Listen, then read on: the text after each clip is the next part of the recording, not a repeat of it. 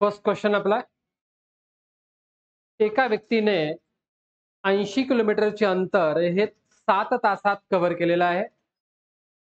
यापैकी काही अंतराचा प्रवास त्यानं पायी पायी 8 किलोमीटर प्रभावी वेगानं आणि उरलेला प्रवास हा ताशी 16 किलोमीटर प्रभावी वेगानं सायकलवर केला, तर पायी प्रवास केलेलं अंतर किती? आता पहा, आपल्याला याला एक्झाम पॉइंट ऑफ व्ह्यू कसं सॉल्व्ह करावं लागणार आहे. पायी प्रवास जो केलेला आहे, तर तो स्पीड कितीचा मल्टिपल आहे? 8चा. 8चा स्पीड आहे. म्हणजे आपलं ऑप्शन हा 8चा मल्टिपल असला पाहिजे. 8 चोक 32 आहे. 8 संग 48 आहे. हा 36 आणि 44 हे दोन ऑप्शन काय झाले? एलिमिनेट झाले. आता ह्या दोन ऑप्शन पैकी करेक्ट आन्सरकडे कसं जायचं पहा. फर्स्ट ऑप्शन आपण सपोज घेतला 32. किती पैकी 32 आहे? 80 पैकी 32 आहे. 80 पैकी 32. म्हणजे रिमेनिंग डिस्टन्स उरलं किती? 80 वजा 32 48. 48. आता पायी जो प्रवास होता, तर तो स्पीड होता 8चा आणि सायकलचा जो स्पीड होता, तो होता 16चा. आता 32 किलोमीटर अंतर 8च्या स्पीडनं जाण्यासाठी किती वेळ लागला असता? 4 तास. 8 चोक 32 आणि 48 किलोमीटर 16च्या स्पीडनं किती वेळ लागला असता? 3 तास. 16 त्रिक 48 4 + 3 7 तासात पार केलं. म्हणजे 32 हे आपलं करेक्ट आन्सर आलं. टॅली झालं. मॅथेमॅटिक्स आपण 2 पॉइंट ऑफ व्ह्यूनं कधीही शिकायचं असतं. एक असतं आपला कन्सेप्ट पॉइंट ऑफ व्ह्यू आणि दुसरा एक्झाम पॉइंट ऑफ व्ह्यू. आपला हा एक्झाम पॉइंट ऑफ व्ह्यूनं आपल्याला हे सॉल्व्ह केलं आणि कन्सेप्ट पॉइंट ऑफ व्ह्यूला आपण काय करतो? एक्स म्हणून करतो. जे की महाराष्ट्रातील 95% जनता तीच करते. महाराष्ट्रातील 95% जनता तीच करते, की टोटल डिस्टन्स एक्स, हे डिस्टन्स एक्स घेते, हे डिस्टन्स 80 - एक्स घेते. हा स्पीड 8चा, हा स्पीड 16चा. x/8 प्लस 80 - x/16 बरोबर किती? 7 तास. हे तर सर्वजणच करतात. हे एक्झाममध्ये महत्वाचं आहे टाईम. आपल्याला आता वेळच कमी असतो. अलीगड आणि दिल्लीवरून एकाच वेळी 2 गाड्या अनुक्रमे 14 किलोमीटर पर अवर व 21 किलोमीटर पर अवर वेगानं एकमेकांच्या दिशेने निघाल्या. जेव्हा 2 ट्रेनची भेट झाली, तेव्हा असं लक्षात आलं, की एका ट्रेनने दुसऱ्या ट्रेनपेक्षा 70 किलोमीटर अंतर जास्त प्रवास केला आहे. तर 2 स्थानकादरम्यानचं अंतर किती? आता टाइम स्पीड डिस्टन्स मध्ये ज्या 3 केस असतात, त्यापैकी एक म्हणजे डिस्टन्स कॉन्स्टंट, दुसरी स्पीड कॉन्स्टंट आणि तिसरी टाइम कॉन्स्टंट. त्यातली ही कुठली केस आहे सांगा? टाइम कॉन्स्टंटची. म्हणजे टाइम कॉन्स्टंट आहे म्हणजे अलीगड आणि दिल्लीवरून एकाच वेळी 2 ट्रेन निघाल्यात. म्हणजे त्या अलीगड आणि दिल्लीवरून ज्या 2 ट्रेन निघाल्या त्यांची भेट सपोज या ठिकाणी झाली. याचा अर्थ अलीगडवरून जेवढा वेळ ती ट्रेन रन झाली, तेवढाच टाईम कुठल्या ट्रेनने घेतलाय? दिल्लीहून निघालेल्या ट्रेनने घेतलाय. म्हणजे जर टाईम सारखा असेल, तर त्यांच्या स्पीडचा रेशो हाच त्यांच्या डिस्टन्सचा रेशो एवढा असतो. आपण पाहिलं हे. टाईम सेम असेल तर काय असतं? स्पीड आणि डिस्टन्स यांचा रेशो सेम असतो. म्हणजे इथं जो ह्यांचा स्पीडचा रेशो आहे, तोच त्यांच्या डिस्टन्सचा रेशो आला. म्हणजे हा किती आला पहा, 14 आणि 21. 7 न भाग जाईल. 7 दुनी 14, 7 त्रिक 21. म्हणजे यानं 2 युनिट डिस्टन्स कव्हर केलं आणि यानं 3 युनिट कव्हर केलं. आता 2 आणि 3 यांच्यातला डिफरन्स म्हणजे किती युनिट झालं सांगा? 1 युनिट म्हणजेच किती किलोमीटर अंतर आहे? 70. 1 युनिट बरोबर 70 किलोमीटर. आता ह्या 2 याच्यामधील अंतर किती होतं?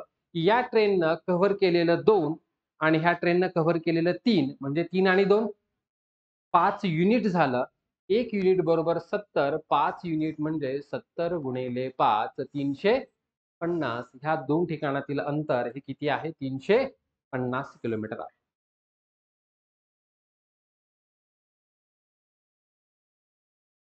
आता पहा, नेहमीच्या वेगाच्या 3/4 पट वेगानं गेल्यास एक माणूस कार्यालयात 20 मिनिटं उशिरा पोहोचतो.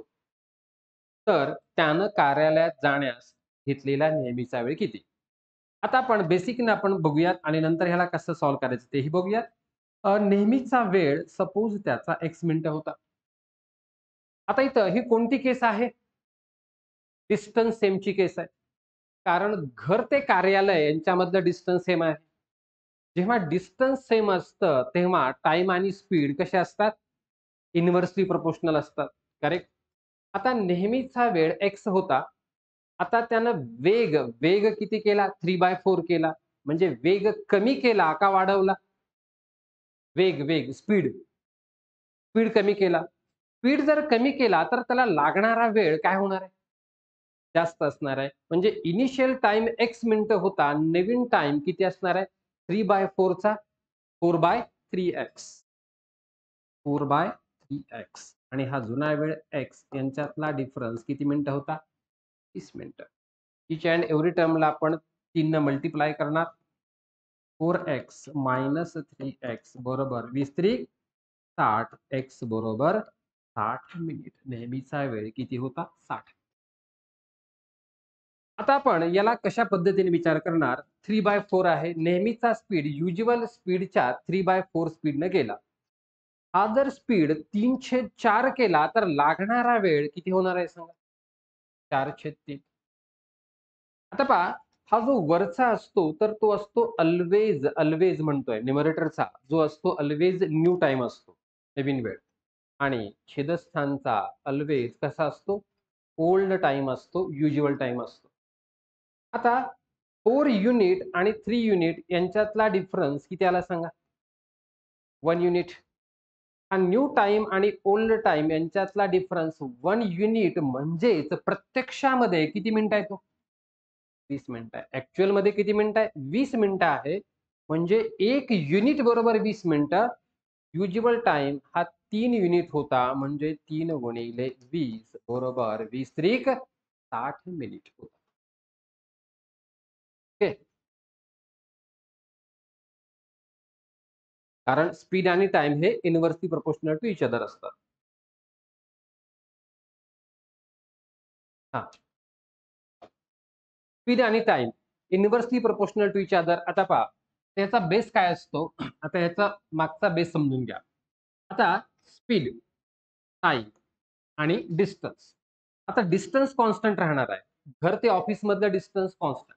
सपोज डिस्टन्स आपण घेतलं 300 किलोमीटर. इनिशियली स्पीड 50चा असेल, तर ह्या 50च्या स्पीडनं 300 किलोमीटर जाण्यासाठी किती वेळ लागला असता आपला? 10 तास लागला असता. आता सपोज स्पीड वाढवला 60चा केला. आता किती वेळ लागला असता? 5 तास लागला असता. आता डिस्टन्स कॉन्स्टंट असताना स्पीडचा रेशिओ किती आहे पहा? स्पीडचा रेशिओ 50/60 म्हणजे हा स्पीडचा रेशिओ किती आला? 5/6 आणि सेम टाईमचा रेशिओ किती आला? 6/5. 6/5. हां, म्हणजे स्पीड आणि टाईम कशा असतात?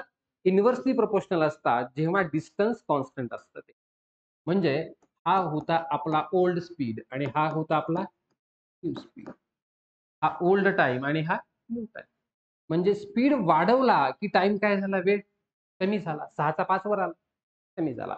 तसं इथं स्पीड किती केला इथं? 3/4 केला. 3/4 केला म्हणजे लागणारा टाईम 4/3. आता नवीन टाईम वाढणार. नवीन टाईम 4 युनिट जास्त असणार. जुना टाईम कमी असणार. 4/3. आता 4 आणि 3 यांच्यातला डिफरन्स किती आला? 1 युनिट. 1 युनिट म्हणजेच किती मिनिटं? 3 युनिट म्हणजे 60. 60. जेव्हा आता याच्यामध्ये दुसऱ्या केसमध्ये आपण टाईम कॉन्स्टंट म्हणतो. टाईम कॉन्स्टंटची केस कधी असते? जेव्हा 2 पर्सन हे एकमेकांना भेटतात. ते मे बी अपोझिट डायरेक्शन असो किंवा सेम डायरेक्शन असो. ती केस अल्वेज टाईम कॉन्स्टंटची असते. Always time constant. ठीक आहे. आता स्पीड, टाईम आणि डिस्टन्स. सपोज 4 तास, 4 तास. 50च्या स्पीडनं जर 4 तास गेलो, तर डिस्टन्स किती कव्हर केलं जाईल? 200. ठीक आहे. आणि 40च्या स्पीडनं 4 तास कव्हर केलं तर? 160 टाइम कॉन्स्टंट आहे. स्पीडचा रेशो 50-40 म्हणजे किती झाला? 5/4. आणि डिस्टन्स कव्हर्डचा रेशो 200 ला 160. हा 0 हा 0. 4 न भाग जाईल. 4 पंचे 20. 4 चोक 16. हा देखील किती आहे? 5/4. म्हणजे जेव्हा टाइम इक्वल असतो तेव्हा स्पीड आणि डिस्टन्स यांचा रेशो सेम असतो.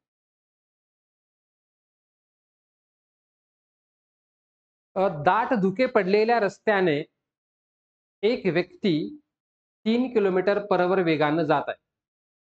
त्याच्या मागून एक घोडागाडी आली व पुढे गेली. तो व्यक्ती ती घोडागाडी 4 मिनिटं पाहू शकला. धुक्यामुळे त्याला जास्तीत जास्त 100 मीटर अंतरापर्यंतच्या वस्तू दिसतात. तर घोडागाडीचा वेग किती होता? आता पहा, व्यक्ती आणि घोडागाडी ह्यांचा स्पीड कसा आहे सांगा? म्हणजे डायरेक्शन कशी आहे? सेम आहे. व्यक्ती आणि घोडागाडी यांची डायरेक्शन सेमच आहे ना. सपोज हा पर्सन असेल आणि त्याच्या पाठीमागून एक घोडागाडी जर पुढे निघून गेली. मग आता काय होणार आहे, की हा पर्सन चालत जाणार आहे, बरोबर आहे? आणि सपोज या ठिकाणानंतर पुन्हा इथं ही घोडागाडी सपोज त्याला डिसअपिअर झाली. पण आता आपल्याला केसमध्ये काय सांगितलंय, की तो व्यक्तीचा स्पीड दिलाय. किती दिलाय? 3 किलोमीटर पर अवर. आणि तो घोडागाडी किती वेळ पाहू शकलाय? 4 मिनिटं पाहू शकलाय आणि धुक्यामुळे त्याला जास्तीत जास्त मॅक्सिमम 100 मीटर अंतरापर्यंत दिसून येतं. त्याचा अर्थ जेव्हा घोडागाडी डिसअपिअर झाली, तेव्हा व्यक्ती आणि घोडागाडी यांच्यातलं अंतर किती असणार आहे? 100 मीटर असणार. आता हे डिस्टन्स म्हणजे पर्सनचा स्पीड होता. किती होता? 3 किलोमीटर पर अवर. म्हणजे हे डिस्टन्स म्हणजे किती असणार आहे सांगा? 4 मिनिटामध्ये ह्या व्यक्तीनं कापलेलं अंतर असेल की नाही? व्यक्तीनं पायी कापलेलं अंतर असणार. 4 मिनिटामध्ये इथून व्यक्ती इथून इथं पोहोचला, तर त्याच 4 मिनिटात घोडागाडी इथून इथपर्यंत गेली. पहिला पॉइंट. बघ, आता हा 4 मिनिट होता आणि याचा स्पीड किती आहे सांगा? 3 किलोमीटर पर अवर. आता 3 किलोमीटर पर अवर गुणिले 4, आता मिनिट आहे की नाही? हां. आता किलोमीटर पर अवरचं मीटर पर मिनिटमध्ये करण्यासाठी कितीने गुणावे सांगा? 4 पॉइंट विसरायचेच नाही. एक 5/18, दुसरा 18/5. 5/18, 18/5 सगळ्याला माहिती आहे. पण दुसरे 2 पॉइंट पण विसरायचे नाहीत. आता पहा, किलोमीटर पर अवर, किलोमीटर म्हणजे किती मीटर झाले सांगा? 1000 मीटर आणि 1 तास म्हणजे किती मिनिट झाले? 60 मिनिटं. हा 0 कटला म्हणजे किती आले सांगा? 50/3. 50/3. म्हणजे किलोमीटर पर अवरचं रूपांतर मीटर पर मिनिटमध्ये करण्यासाठी कितीने गुणावे? 50/3 न मल्टिप्लाय करावं. मग हा 3 किलोमीटर होता. 3 गुणिले किती मिनिट होत गेला सांगा? 4. आणि तो आपला स्पीडचा फॅक्टर किती आला? 50/3. 3 कटला. 5 चोक 200. हा 200 मीटर झाला. आता परत टाईम इक्वलची केस आली. टाईम कॉन्स्टंटची केस आली म्हणजे व्यक्तीनं कव्हर केलेलं डिस्टन्स किती आहे सांगा? 200. तर सेम टाईममध्ये घोडागाडीनं कव्हर केलेलं डिस्टन्स किती आहे? 300. म्हणजे व्यक्ती आणि घोडागाडी यांचा स्पीडचा रेशिओ किती आहे? 2:3. 2:3 आहे. पण व्यक्तीचा जर स्पीड 3 किलोमीटर पर अवर असेल म्हणजे हे किती आहे? 1.5 चा मल्टिप्लाय. तर घोडागाडीचा स्पीड 3 इंटू 1.5 किती आला? 4.4. आता रिलेटिव्ह स्पीड ही जर आपण कन्सेप्ट वापरली तर गणित आपल्याला अजून सोपं होतं. कुठल्या स्पीडनं? Relative speed. आता कसं ते बघा, रिलेटिव्ह स्पीड दोघाची जाण्याची दिशा एकच आहे की नाही? म्हणजे आपण काय म्हणू शकतो, की हा जो घोडागाडीचा स्पीड होता, बरोबर आहे? आता रिलेटिव्ह स्पीड म्हणजे काय झालं सांगा? घोडागाडीचा स्पीड मायनस पर्सनचा speed equal to relative speed.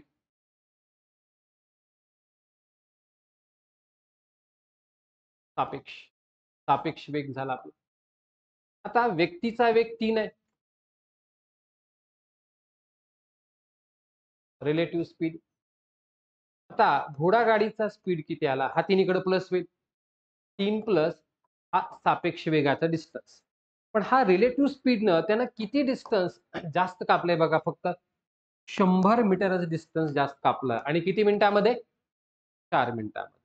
म्हणजे हे काय झालं, ह्याचा स्पीड 3 होता. 3 किती मीटर? 100 मीटर किती मिनिटामध्ये? 4. आता मीटर पर मिनिटाचं रूपांतर किलोमीटर पर अवर मध्ये करण्यासाठी कितीने मल्टिप्लाय करायचं? 3/50. हे 2 फॅक्टर आपले कधीच विसरायचे नाहीत. फार कामाला येतात. 1.5 3 + 1.5 4.5 झालं. सिंपल होतं. फक्त एकाच कन्सेप्टवर होतं, रिलेटिव्ह स्पीड. हां.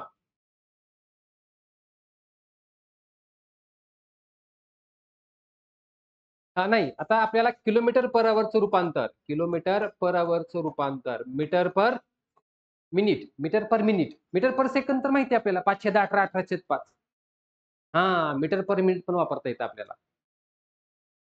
मीटर पर मिनिट आणि मीटर पर मिनिट. ह्याचा अर्थ काय? एका मिनिटात तो एवढं मीटर अंतर जातो. झालं मीटर पर मिनिट. तेच म्हणतोय की मीटर पर सेकंद वापरतात आणि हेही वापरतात मीटर पर मिनिट. हे माहीत नसलेले फॅक्टर आहेत. आपण ह्याच्या गोष्टीचा कधी विचारच केला नाही आतापर्यंत. हे शिकलोच नाही आपण, म्हणून माहीतच नाही आपल्याला. आपण हे शिकलोच नाहीये, की मीटर पर मिनिट पण मला यूज करता येतं. ठीक आहे. आपल्याला एकच माहिती आहे 5/18 18/5. मी ते सांगतोय ना. आजपर्यंत मी फक्त लर्निंग पॉइंट ऑफ व्ह्यू शिकलोय mathematics. Exam point of view शिकलोच नाही. हीच गडबड आहे आपली. आणि शिकवताना पण काय झालंय, की मला विद्यार्थ्याला समजेल अशा भाषेतच घेतलंय. पण ती बघितलंच नाही, की ती मेथड किती टाईम कन्झ्युमिंग आहे. त्या गोष्टीचा विचारच नाही केला. आहे की नाही? आपल्याला काय करायला पाहिजे, की कमी वेळात सुटणारं पाहिजे. आता मग आपण ते कसं काढलं? 1 किलोमीटर बरोबर किती मीटर झालं सांगा? 1000 मीटर. आणि 1 तास म्हणजे किती मिनिट? 60 मिनिट झालं. 50 मीटर पर मिनिट. मग हा किती मिनिट चालला? 4 मिनिटं चालला. म्हणून 4 मिनिटं झालं. स्पीड होता 3 गुणिले 4 आणि स्पीडचा फॅक्टर तो 50/3. 3 कटला 200 मीटर. नाहीतर मला ह्याला काय करावं लागलं असतं? हा 4 मिनिटात किती अंतर चालला? 3 किलोमीटर पर अवर. ह्या 3 ला मला कितीने मल्टिप्लाय करावं लागलं असतं? 5/18 करावं लागलं असतं. हां, मग तो झाला असता मीटर पर सेकंद. मग पुन्हा 60 सेकंदानं मल्टिप्लाय केलं म्हणजे जो झाला एका मिनिटातलं आणि पुन्हा अजून त्याला कितीने मल्टिप्लाय केला? 4 न मल्टिप्लाय मग तो झाला 4 मिनिटातला. मला या लेंदी मेथडची सवय. आता पहा, ए, बी व सी एक काम अनुक्रमे 16, 32 व 48 दिवसात करतात. 16, 32, 48. लसावी किती आला एलसीएम? 96. 16 सखी 96. 32 त्रिक 48 200. त्यांनी एकत्र कामाला सुरुवात केली. काम संपण्यापूर्वी 8 दिवस अगोदर बिनकाम सोडलं. तर काम संपण्याच्या 6 दिवस आधी सीनं काम सोडलं. तर ते काम किती दिवसात पूर्ण झालं?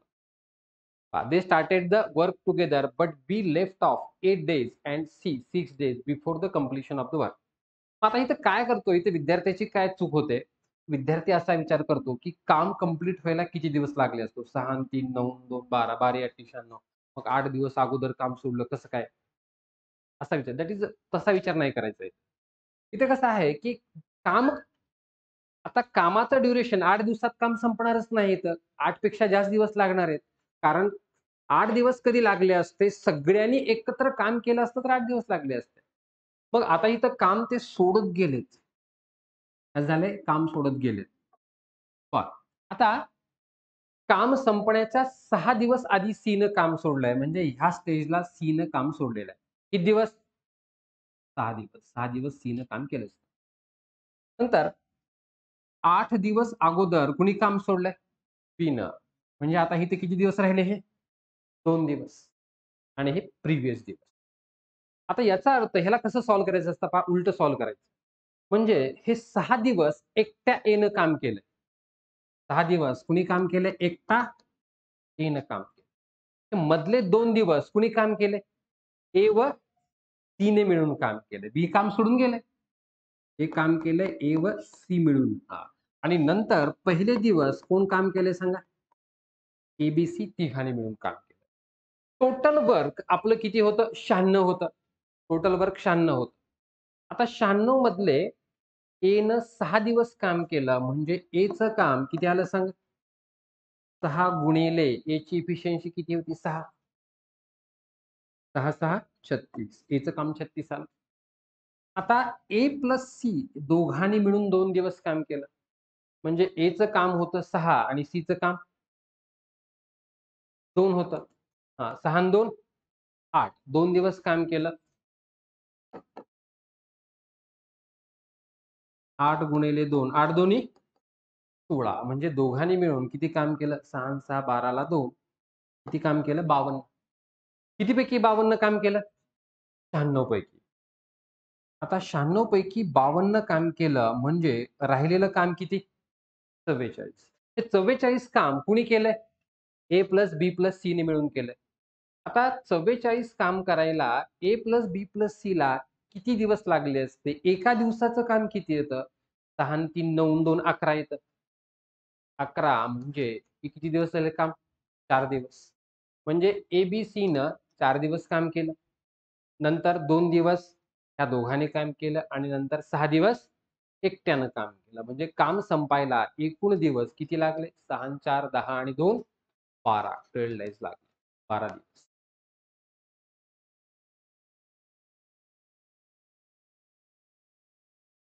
हे एक काम 12 दिवसात करतो. तर बी स्वतंत्रपणे तेच काम 15 दिवसात करतो. दोघांनी कामाच्या सुरुवातीपासून सी या मित्राची मदत घेऊन तिघांनी मिळून ते काम 5 दिवसात पूर्ण केले. जर या कामासाठी ₹960 मिळाले असतील, तर एचा वाटा किती रुपयाचा आहे? आता पहा, जे पैशाचं डिस्ट्रिब्युशन आहे, वेजेस डिस्ट्रिब्युशन हे directly proportional to the work done or inversely proportional to time. पैशाचं जे वाटप आहे, तर ते कसं करायचंय? कामाच्या समानुपाती आणि वेळेच्या व्यस्तानुपाती. म्हणूनच आपण टाईम आणि कॅपॅसिटी हे inversely proportional to each other असतात. कारण कॅपॅसिटी म्हणजे कोणाचं काम करते? स्पीडचं. Time and speed are inversely proportional when distance is the constant आणि डिस्टन्स कोणाचं काम करतो? वर्कचं. आता मग म्हणूनच आपण काय करत असतो? बेसिक पद्धतीमध्ये पहा आपल्याला असं असतं, की A can do a job in N days असं आपण जेव्हा म्हणतो, तेव्हा आपण एज वन डे वर्क आपण किती म्हणतो? 1 बाय एन म्हणत असतो. का? कारण एन म्हणजेच n/1 म्हणजे n:1 झालं आणि 1 बाय एन म्हणजेच काय 1:n म्हणजे टाईम एंड वर्क कसे असतात? Inversely proportional. तुम्हाला पैशाचं वाटप करत असताना जो वर्क आहे त्याच्या डायरेक्टली प्रोपोर्शनल करायचं किंवा टाईमच्या इन्व्हर्सली प्रोपोर्शनल. ठीक आहे. मग आता इथं मला सीचा टाईम माहीत नाहीये. मग मी वर्कच्या प्रोपोर्शनलमध्ये करून टाकणार. ए एक काम 12 दिवसात करतो. बी 15 दिवसात करतो आणि ए-बी-सी तिघांनी मिळून ते काम किती दिवसात केलंय? 5 दिवसात केलंय. सीचं मला काम माहीत नाही. हरकत नाही. टोटल काम 12, 15, 5 यांचा एलसीएम 60 युनिट. बीचं वर्क 12 पंचे 60. एचा वर्क. बीचा वर्क 15 चोक 60. A B C तिघाचा work 12. आता पहा, जर हा त्यांची कॅपॅसिटी बरोबर आहे, स्पीड झाला. Capacity 5 unit, 4 unit. जर ए-बी-सी तिघं करत असतील तर 12 युनिट काम करतात. पण ह्या 12 मधलं 5 काम कोण करतो? ए करतो. 4 काम बी करतो. म्हणजे 5 आणि 4 9 काम झालं. किती मधलं? 12 मधलं. म्हणजे सीचं काम किती आलं सांगा? 3 युनिट. Very good. म्हणजे मला ए-बी-सी यांना पैशाचं वाटप कुठल्या प्रमाणात करायचंय? एचं काम होतं 5, बीचं काम 4, सीचं काम 3. 5 4 3 या प्रमाणात मला पैशाचं वाटप करायचं. आता ₹960 घ्यायचे ठरवले. आता एचं काम किती होतं? 5 एला 5 वाटा द्यायचे. कितीपैकी? 5 आणि 4 9. 9 आणि 3 12. 12 पैकी 5 वाटे द्यायचे. पण आता टोटल पैसे किती आहेत सांगा? 960 आहे. टोटल पैसे 960 आहेत. म्हणजे 12 96. 8 पंचे 40. म्हणजे ए चा वाटा किती रुपये आहे? 400 रुपयाचा आहे. ए स्वतंत्रपणे एक काम 12 दिवसात करतो. ए व बी मिळून तेच काम 8 दिवसात करतात. सिंपल होतं. एक्स गुणिले Y divided by X minus Y basic फॉर्म्युलाचा वापर होता. 12 गुणिले 8 डिव्हायडेड बाय 12 मायनस 8. 12 मायनस 8 किती आलं? 4.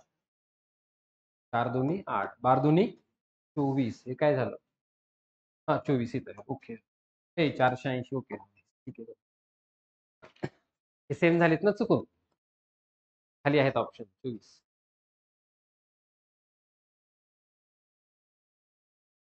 ठीक आहे. ओके. हां, नेक्स्ट ह्याला आपलं कुठलं आहे? परम्युटेशन, कॉम्बिनेशन आणि प्रोबॅबिलिटी आहे ना? ठीक आहे. आपण ते बघूयात.